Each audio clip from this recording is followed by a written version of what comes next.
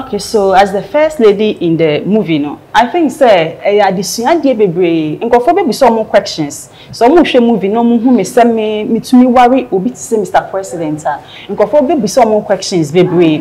Na hono no na addition na America ne wo. Nti no, I think say Mr. President was so obi abehwe bi na obi hia ade. Ni kunu enye or very diplomatic. You can't say strict or you're very strict. Intuition young lady or worry papa penny say not just who say me involving your baby and my papa need to me worry me chair. And into no addition idea baby I want me rule on me.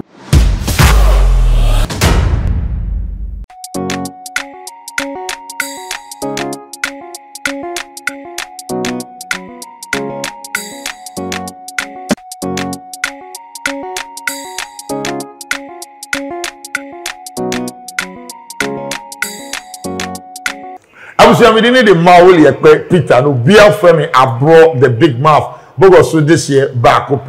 It's all about Mr. President movie a bus on the 26th of August 2023.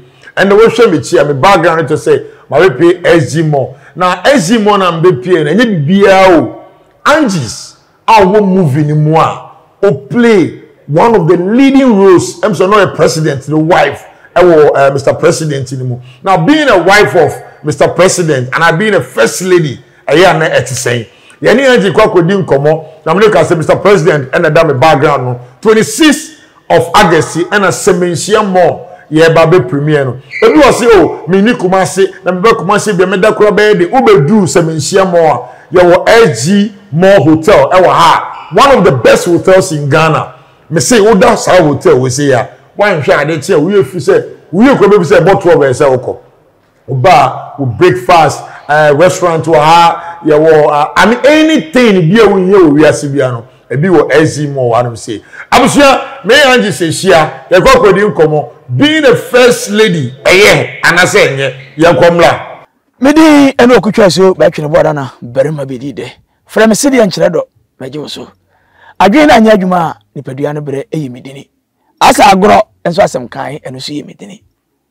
Na sebi eburu sebi enyado adwene de nipatirim na wo desani wani na wo wa no na wo wa so no o pa depa na wahwe na waka ho asem ne senti abiri nyina no kutwa so metena ase ne nwunudwo awia anopa na bipe bibia hwe wo internet na so de ya ABRO GHTV eho na mewe na de ma me hwe wo de bia na menya de patie ni se ma subscribe nti to ma beta do man kan as a first line no kan na alert me na kwa kreke so ka na dem kusu enti saa na me pesa wo ye na wo wia se de akwa ye no fa comment eko wia na wa sha ma foforo no mo so nya bia hwe ni ye enu anko hwe de be mo akomate hwe ni ye wanko hwe bibia ansa amfafo amfreme emusam se bidi de say no mate na say netie panyisi e wakura na e wakura konkono pedi waka asempa na waka nyansasem eho ABRO GHTV na mewe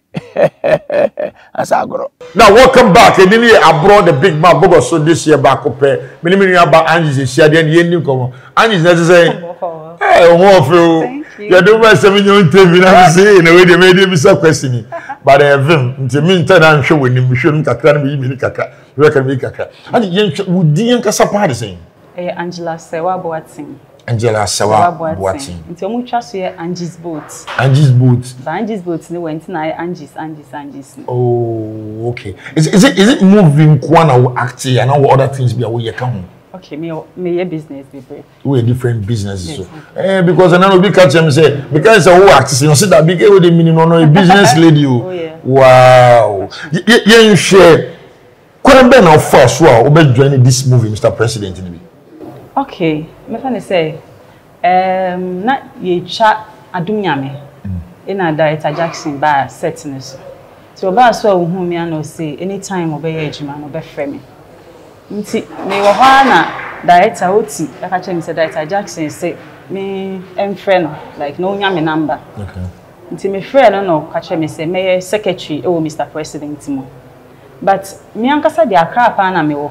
Oh okay. Nti na we say me prepare costume for secretary. But picture no you add me to the group no. Me who yani say me position assistant from secretary to first lady. Wow. That is how it came. Wow. And how did you feel when okay, secretary office or president office now they say you are going to be the wife of the president in the movie? Na because na me said the movie no that it's a Jackson vision of person the movie no. It's me who says I will not person the man very challenging. In fact, say Owari president who they play the role of a first lady no. Me who say very big challenge. But as an actress there, you should be prepared for everything, you know.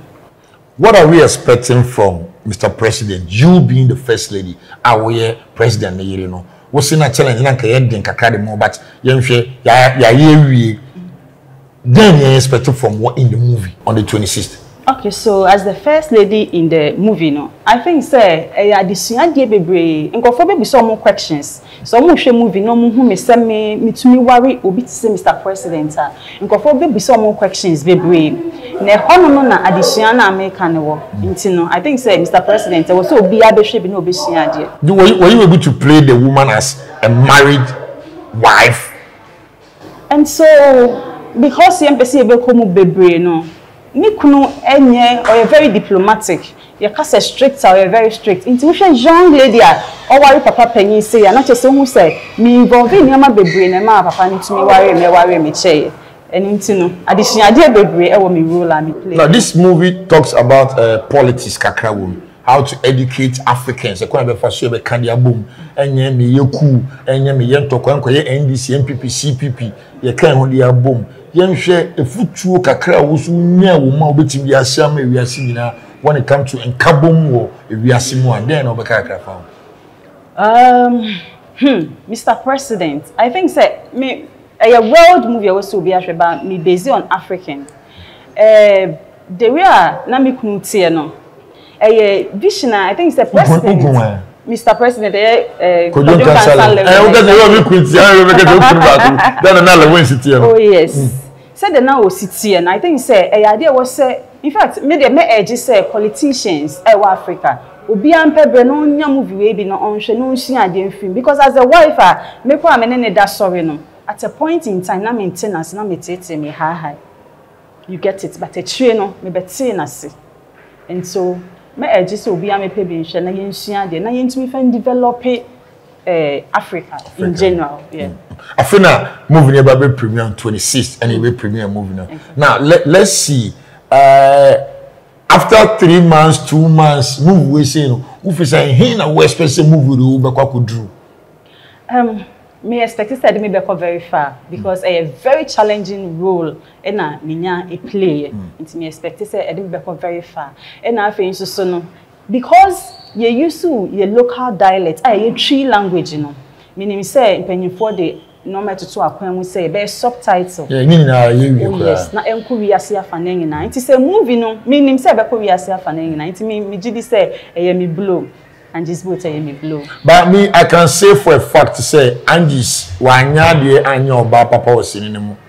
Because say who kuni a president, ni etimicha who kuni light mu a, na say who nyo ba papa. I didn't know what just getting in makeup, so I to turn tire. President Sika will be a live bill, President Minton live bill. Now, okay, so who could say, will be at the cow man Minton lighting. Who want him to lighting him? I know. Some of them easy boss. It's not meant to move now. Well, there was a many of this lady come on about the catch or say, Ben may be at a Ben shop and send a Ben my Cassian friend, 1,500 cities. Fortune, so I'm coming and find this in Bimon, I said, oh, my Cassia or Pacho. Then the Ben shop. All percent be my case be am frame 1,500 me money drew. The munye din all percent more than so me money do 1,500. Sana sorry me so be the boss for 2 minutes 3 minutes we jam no me ma we draw be gina o na so ache penny 2,000 cedis. Don't forget say cocoa beans so one my ton 600. Then mo ye wo treatment wo say bia wo beton me be do no we use a bisa wo say what you be ma pen ana when ya ndemu yare a wanu me do a wo say e ko now so one and should be free be mu ba ebi na be ma nim ya ebi na ekuru abebubu ano hwesanya mani na honom de a ene ma me ma wodu na treaty and say na wo use medru na I always throw challenge me to bet ABRO nyo bi ebetime dwane Ghana me say wo ba Ghana ha me a movie producer me a movie actor the whole Ghana movie producers nyina me na me ye national PRO me na me national welfare officer ube Kumasi Abepo Junction Angel FM e ho na me ye adwuma ma checho my address nyina udwane enye yi nti wuto eduro me ho na se duro na enye yi a wo ho kwan se obaji wusika na mo me ka to se eyeye nso pe msimi homburger watch chain ntale jeans mpaboa me waist 3840 me mpaboa nso size 42 watch die kakrakase ya o de be na me de abo na se pese mo watch 4 ko watch sa ba no dos me na ma na ma bono bi o se abro ye edwuma pa frame na me mboa e ba ne sunsun se sofo se maram se koran se busums I don't care me de be here ni se obi bu kwase na waka kire me waji usika waji wasase obi so obi betu kwa wanye wo yire bu kwase wo yire bu sha 40 awaye oti wo ninje anything odwuma nkoso na o de fro nu abema abro the big mouth na me mboa Angies ema bebre na me hu se woni papa yawo na o ma se won sire no e ho so ye suspense se me kan wa sem sisi e ya wuntimi kan ma wo be se eni e be hwesi ni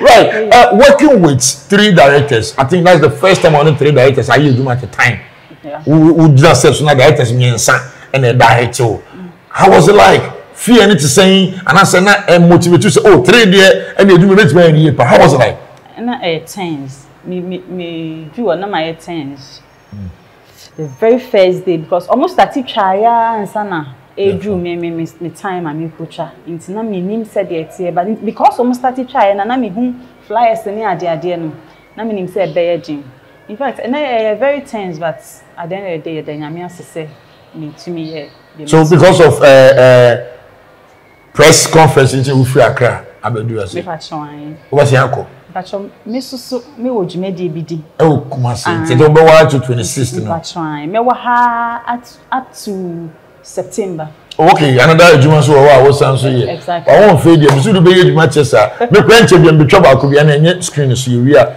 enye papa ne bit make catch you later. Now yen hwe apart from 26 aye premier Mr. President no. Me hu another premier bi wa eba and September running tears. Yes. And also who play part room? Where they brief kakra about the running tears. Okay, running tears a must watch movie. When we see you in the camp of Wizzy Empire. But this time around, no camp ni munipa ANGIES BOAT. The production is Samsung Multimedia. I director OT. And I'm a camp of this running tears na aba. Right after Mr. President premiering Saturday, and now what you prepare Saturday, now you premiere. Running tears. That is your production. That is right. Charlie Chairman. Why are you paying? Young man in any scam the ship. Now, everyone say, Mom, do music shifts in Muno. When I'm here, Coco, she see them going to do. I'm not going for one of music shifts in Muda. Oh, sir. Okay. Well, but sorry, Vivian Jill. When I'm here, Coco, Ellen White, where Coco, she see names on your Coco, a big chocolate visa. But all the same, we saw. I was here in a mall, like Peter will be up for me. I brought the big mouth. Mammy, my sister Penny, Nana Yeri, Messi, a Siedu. Mama, me that's a power. Why did Cassia? We had the mammy near the Fefa, Nana, we had the mammy. The Meccas Yakupu and Shamu. Then, make one and make I say, Reverend Dr. Anthony Kwadwo Nkansah, you know, you trust that. You trust that. You know, you trust that.